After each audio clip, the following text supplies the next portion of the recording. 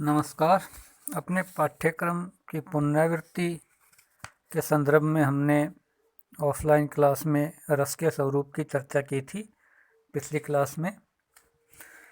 आज हम रस के स्वरूप से आगे रस निष्पत्ति पर चर्चा करते हैं, दोबारा चर्चा करते हैं।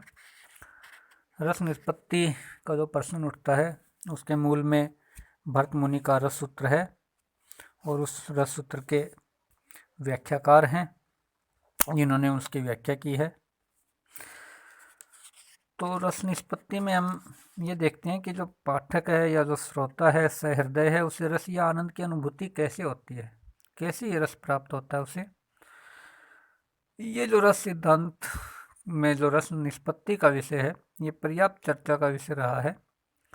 सबसे पहले इसकी चर्चा करते समय हम भरत मुनि के रस सूत्र को आधारभूत रूप में लेते हैं जो उन्होंने अपने नाट्य शास्त्र में दिया है। रस निष्पत्ति के लिए यह एक इतिहास प्रसिद्ध सूत्र है। तत्र विभाव अनुभाव व्यभिचारी संयोगाद रस निष्पत्ति, अर्थात विभावबद्ध अनुभाव और व्यभिचारी भाव के संयोग से ही रस की निष्पत्ति होती है। अब इस सूत्र में एक दो ऐसे शब्द हैं जिनसे भरत का क्या तात्पर्य था, इसकी व्याख्या अपेक्षित है।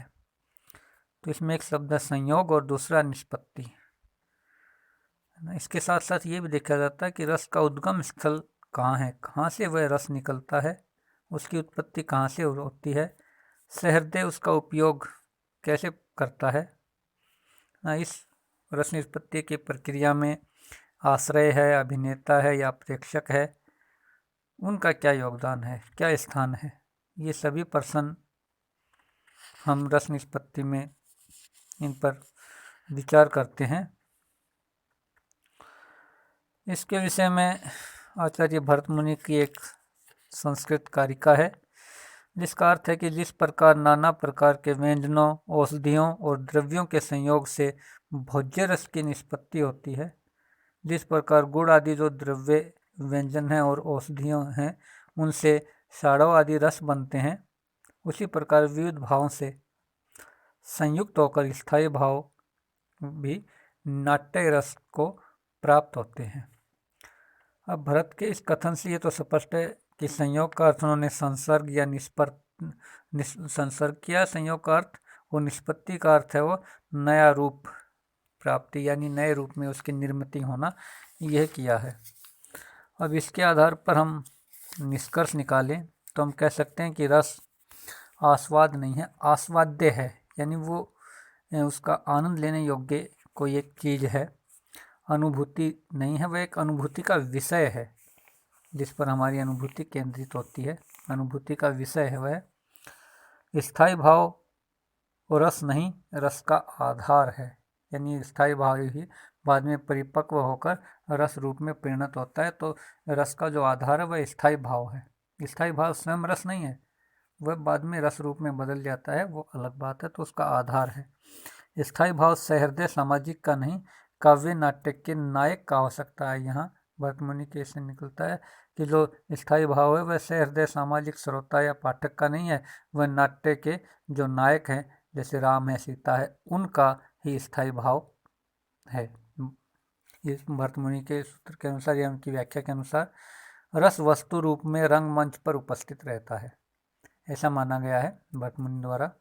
भरत सूत्र में विभाव, अनुभाव और व्यभिचारी भाव पर किसी को आपत्ति नहीं, सभी मानते हैं इनको, परंतु संयोग और निष्पत्ति ये दो शब्द हैं, इनकी व्याख्याएं अलग अलग आचार्यों ने अलग अलग सिद्धांतों के अनुसार की है। तो इस प्रकार इस ये जो सूत्र है भरत मुनि का नाट्य सूत्र, रस सूत्र जो नाट्य शास्त्र में उन्होंने दिया है, इसके 4 व्याख्याकार हैं और उन्हीं की व्याख्याओं का हम अध्ययन करते हैं। पहले व्याख्याकार हैं भट्टलोलट, उनका मत उत्पत्तिवाद कहलाता है। इनका कोई ग्रंथ हमें उपलब्ध नहीं है। अभिनव भारती और काव्य प्रकाश में उनके उद्धरण मिलते हैं, उन्हीं के आधार पर हम इनके मत को एक निश्चित रूप देते हैं, उसका वर्णन करते हैं। काव्य प्रकाश के उद्धरण में लिखा गया है, विभाव अर्थात ललना आदि, आलंबन और उद्यान आदि उद्दीपनों के कारण के द्वारा जो रति आदि भाव उत्पन्न होता है। अनुभाव अर्थात कटाक्ष है, भुजा फड़कना है, ऐसे कार्यों से प्रतीति के योग्य वह किया जाता है। व्यभिचारी भाव जैसे निर्वेद आदि हैं, उन सहकारियों द्वारा वह पुष्ट या उपचित होता है और साक्षात रूप से अनुकार्य राम आदि में रहता है। इन जो मूल नाटक के जो मूल नायक हैं राम आदि, राम सीता आदि, उनमें वह रहता है। किंतु नर्तक में भी राम आदि रूपता का अनुभव होने के कारण ये स्थायी भाव उसमें भी प्रतीत होता है। नर्तक यानी अभिनेता वगैरह जो राम का रोल करते हैं, राम का अभिनय करते हैं, सीता का अनुभव करते हैं, उनमें भी क्योंकि राम जैसा ही उनका रूप है, एक रूपता है, तो एक रूपता के कारण उनमें ही वह रस प्रतीत होने लगता है। तो इसमें संयोग जैसे कहा भट्टलोलट ने के अनुसार स्थायी भाव के साथ विभाव आदि का संयोग विविध प्रकार से होता है ना। जो उसमें क्या क्या उन्होंने बताया है। विभाव और स्थायी भाव का संयोग होता है तो उसमें विभाव उत्पाद्य होता है और स्थायी भाव उत्पादक है। यानी स्थायी भाव से ही बाद में विभाव उत्पादित होता है। पैदा करने वाला स्थायी भाव है, उससे पैदा होता है विभाव। तो अनुभाव और स्थायी भाव क्या हैं? वे बोध्य और बोधक हैं। यानी स्थायी भाव बोध कराता है अनुभाव का। अनुभव बोध्य होते हैं जिससे पता चलता है कि किसी व्यक्ति में किसी विशेष रस की निष्पत्ति होती है या कि उसका स्थायी भाव वो परिपक्व हुआ है। उन चेष्टाओं को हम अनुभाव कहते हैं, जो हमने पढ़ा था। व्यभिचारी भाव, स्थायी भाव, ये पोष्य और पोषक है। यानी स्थायी भाव पोषक है ना, ये मतलब पुष्ट हो जाता है, पोष्य बनता है व्यभिचारी भाव के द्वारा। तो इन भाव में ये संबंध भट्टलोलट ने दर्शाया है। विभाव और स्थायी भाव में उत्पाद्य उत्पादक का, अनुभाव और स्थायी भाव में बोध्य बोधक का, व्यभिचारी भाव और स्थायी भाव में पोष्य और पोषक का। निष्पत्ति के व्यापार को 3 भागों में उन्होंने विभाजित किया। पहला है उत्पत्ति, क्योंकि विभाव भाव को उत्पन्न करते हैं। दूसरा है प्रतीति, क्योंकि अनुभाव के द्वारा सामाजिक को उस भाव की प्रतीति होती है।